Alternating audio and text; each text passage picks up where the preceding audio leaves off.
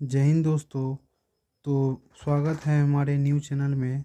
तो आज के हम इस वीडियो में जॉफरी चौसर के बारे में कुछ हम डिस्कस करेंगे। आखिर जॉफरी चौसर कौन है और जॉफरी चौसर क्या है और कौन थे, उनके बारे में वीडियो हम बनाने की कोशिश कर रहे हैं।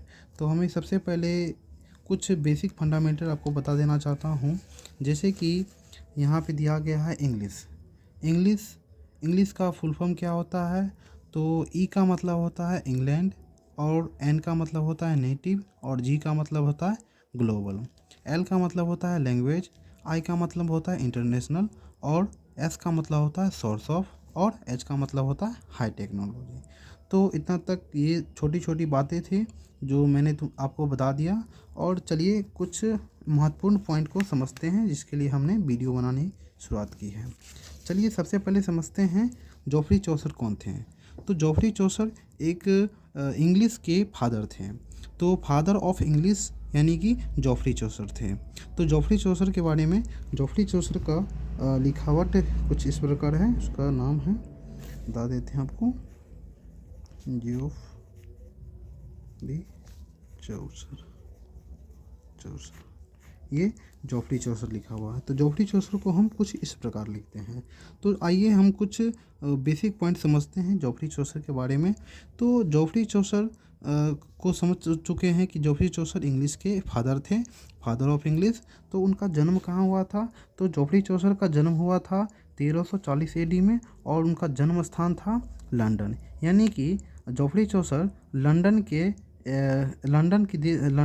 देश में जन्म लिए, और उनका मृत्यु हो गया था 1400 AD में। तो 1400 AD में, और कहाँ मरे थे? लंदन में मरे थे। चलिए कुछ बेसिक पॉइंट को समझने की कोशिश करते हैं। नोन एज फादर, यानी कि जॉफरी चौसर को किस नाम से पुकारा जाता था? तो जॉफरी चौसर को इंग्लिश लिटरेचर के नाम से पुकारा जाता था, इंग्लिश पोइट्री के नाम से जाना जाता था, और इंग्लिश लैंग्वेज के नाम से जाना जाता था, और हेनरी कपलेट के नाम से जाना जाता था। रीम, rhyme, royal stanza, morning star of Renaissance, तो इस नामों से जॉफरी चौसर को पुकारा जाता था। तो चलिए कुछ अगले पॉइंट को हम समझने की कोशिश करते हैं। चलिए, ऑक्यूपेशन होता क्या है? तो ऑक्यूपेशन को हम समझने की कोशिश करते हैं। ऑक्यूपेशन का मतलब होता है पेशा, यानी कि रोजगार। इसका ऑक्यूपेशन का कुछ साइनोनिम होता है, जैसे कि पहला होता है ट्रेड, दूसरा होता है प्रोफेशन। इस तीनों का मतलब होता है पेशा, रोजगार। यानी कि क्या बोलते हैं, जॉफरी चौसर का तीन महत्वपूर्ण ऑक्यूपेशन था। पहला है कवि, दूसरा है फिलोसफर, तीसरा है डिप्लोमेट। आखिर पोएट होता क्या है? पोएट मतलब होता है कवि, फिलोसफर मतलब होता है दार्शनिक, और डिप्लोमेट का मतलब होता है सर्वज्ञ ज्ञाता।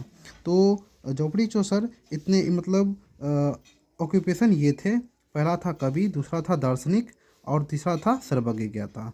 तो जॉफरी चौसर इतने थे। और कुछ छोटी सी पॉइंट को हम समझने की कोशिश करते हैं। स्पाउस का मतलब क्या होता है? स्पाउस का मतलब होता है पति पत्नी। यानी कि जॉफरी चौसर का पत्नी का नाम था फिलिपा रोएट। क्या नाम था? फिलिपा रोएट। और उनका जन्म मतलब शादी कब हुई थी? तो उनका शादी हुई थी 1366 AD में। AD का मतलब होता है ईसा पूर्व। और उनके पिता का नाम क्या था? जॉन चौसर। उनके पिता का नाम था जॉन चौसर, और उनकी मदर का नाम था एग्नेस कॉप्टन। क्या नाम था उनका मदर का? एग्नेस कॉप्टन।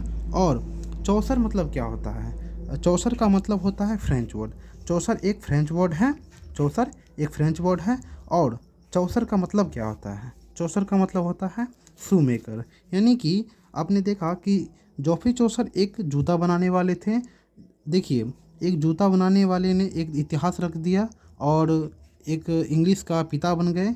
तो कड़ी मेहनत से बहुत कुछ किया जा सकता है, इसलिए ध्यान से पढ़ें।